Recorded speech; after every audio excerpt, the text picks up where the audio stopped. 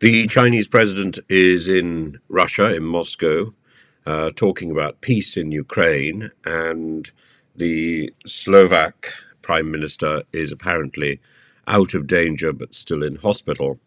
And the idea of peace in Europe is, of course, very important. And the incidence of an assassination attempt at such a time of rising crisis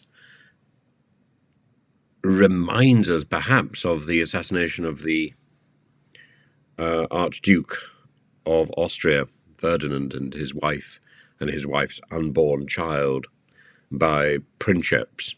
And I remember standing on the footsteps of princeps, where he'd been eating a sandwich, and the Archduke and his wife came past him, and he took another shot, and he couldn't believe his luck, or their bad luck, and so catapulted the world into the First World War.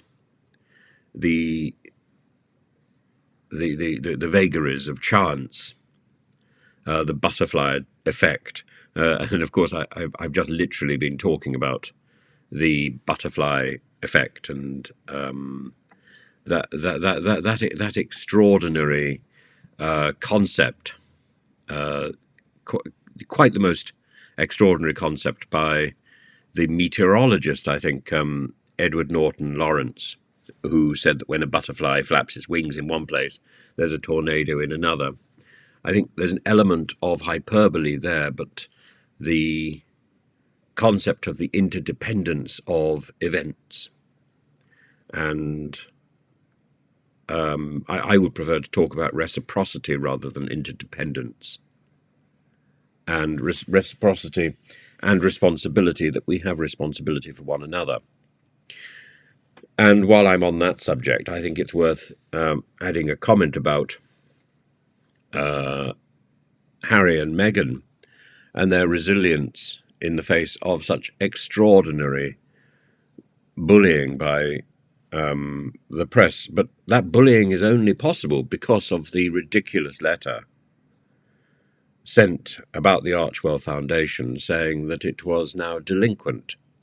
So it's not enough to turn around and say, oh, there's a spore of hate gatherers in mainstream media and on the right in various outlets like, well, I've mentioned some of them in the past. That's not enough, because they only have that opportunity because they were gifted that letter. That letter is real. And it goes down, it comes back to the tyranny of bureaucracy.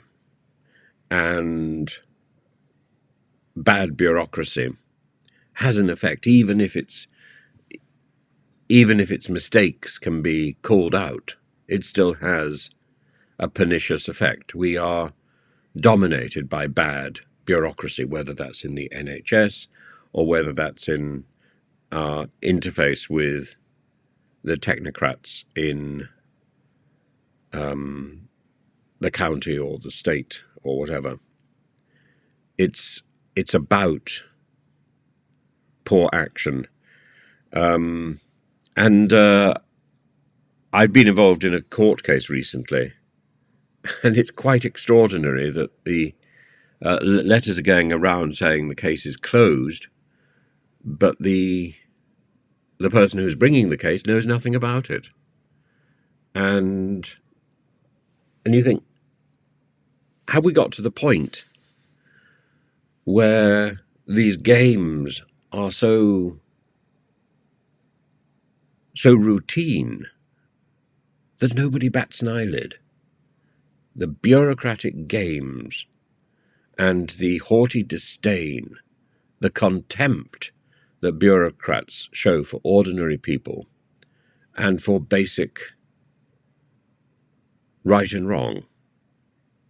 In the end, it's about ticking a box and then shoring up support for the person who did that tick.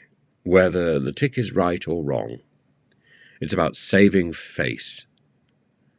And I would like to pull the carpet from under the entire system, because the system is wrong.